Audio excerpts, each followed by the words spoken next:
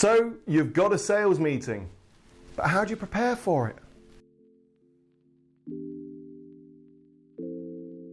Hey, Rob Spence here, the Managing Director of Paragon Sales Solutions. And if you've come across this video, the likelihood of it is that you're a business owner who's either got a sales meeting coming up or you are looking to start booking sales meetings, which is fantastic. Sales are the lifeblood of any business. And if you're a business owner who isn't having sales meetings and getting out there and selling your business, then something is going horrendously wrong. However, for many people, attending a sales meeting can be a bit daunting, can be a bit scary, can be a bit intimidating. Let's face it, not all of us are well versed in sales, not all of us are well practiced in sales. So all of a sudden, as a business owner, especially as you're starting out, being thrust into these highly tense situations can be tough, can be rough.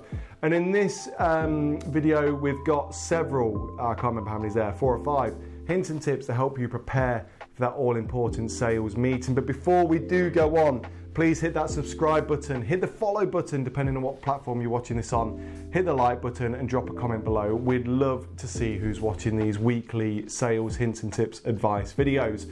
So first things first, whenever we're going into a sales meeting or we're booking that meeting, we need to research the company. You can't just wing it. The more research you can do, the better. You don't have to go over the top. You don't have to walk in with, a book full of when they were formed, where they were founded, their office longitude and latitude or whatever. You don't need to worry about that. It's simply sometimes just a 5-10 minute bit of research on LinkedIn, on the website will truly help you. It will stop wasting the time of your prospect and give you a good indication as to how that meeting's going to go. You always as well want to set an agenda. Now this agenda of course could be shared with the prospect. It might be a bit of overkill if I'm honest. You might just want to keep it internally, but that agenda will help you stay on track and have that agenda next to your notes. I always recommend taking notes, by the way, but have it next to your notes so you know sort of if the conversation goes off on a weird tangent, you know where to take things back and where to suck everything back in. And that agenda can help build together your research and maybe any email correspondences that have been sent towards each other. You can have your useful notes on that agenda. Now, of course, the likelihood of it is you're going to have some form of pitch or some form of presentation. Now, of course, some salespeople can go in willy-nilly without a presentation and just have a pitch. If you're doing it that way, awesome, well done, but make sure you've got something on hand. If you do have a presentation, make sure it's damn good. No one wants to sit through a boring PowerPoint presentation that goes on for an hour and doesn't solve any problems. If you are going to do it that way, make it fun, make it exciting, make it memorable. No matter what you do, make sure you practice it, whether it's the pitch or the presentation. Make sure you rehearse it. And there's a little caveat to that, which I'll come on to in a second. But make sure you know what happens. There's nothing I hate, and especially practice the technology side of things. There's nothing I hate more than someone rocking up to do a presentation and they've not brought a projector, so they need to borrow your TV, and then they've not brought a cable, so they need your cable. Then all of a sudden it's not working, so they're calling the IT guys, oh, I can't do this. Practice it. Look out for every eventuality. You've got to make a good impression here. Make yourself look damn awesome. The next, I think the caveat I was going to say is don't be too sucked into having to deliver that pitch or presentation. And if you are delivering that pitch or presentation, be willing and able to adapt and change it at very short notice. And here's why.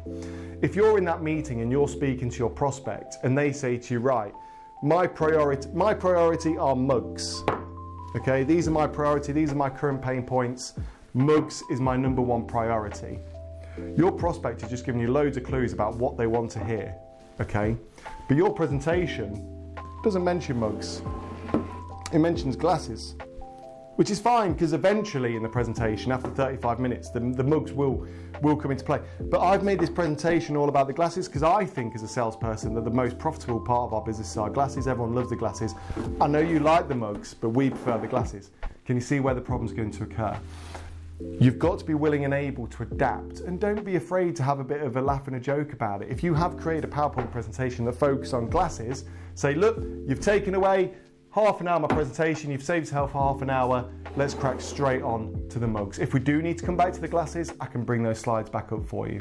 Tailor that pitch, that presentation to what the customer needs, and always look out for those all-important buying signals during the pitch or the presentation. If you need more help and advice on buying signals, have a look through our YouTube videos. You'll see lots of videos on buying signals, but there's no point carrying on a pitch or a presentation if your customer is ready to buy from you. Close a sale and get out of there.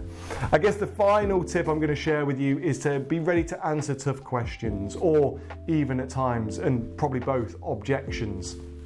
It's very rare you're going to go into a sales meeting and the prospect's ready to buy from you without questioning anything, without asking you tough questions. So before the meeting, when you're practicing, when you're preparing, think about the tough questions that could come up. Have the answers ready, well, either written down or in your head. And of course, don't be afraid. If you are unsure of an answer, it's far better to be honest and come back to that prospect in a duly amount of time. Duly amount of time? Is that a term? Drop a comment below, I'm not too sure if that's a term or not. In a good amount of time than trying to BS your way through and lie and manipulate your way through the answer. All I tend to say in that situation is, do you know what, Mr. or Mrs. Prospect? That's a very good question, and annoyingly, one that I've not prepared for. I will find the answer for you. If you can bear with me following this presentation, I'll speak to my team and I'll come back to you in due course. How does that sound? Boom. You've not devalued the question. As long as you then come back and answer that question, you've not lost out, in my opinion. So there's, I think it's 5 simple things you can do to prepare for a sales meeting. If you do want more hands-on support with your sales training or your sales knowledge, head on over to paragonsalessolutions.co.uk. You'll find an array of sales training, sales courses and sales books that are going to help you increase your sales. Or drop us a message and I'm more than happy to help out. As always, thank you so much for watching these videos. We drop a new one every single week and I can't wait to share next week's with you. Thank you so much, and until next time, all the best.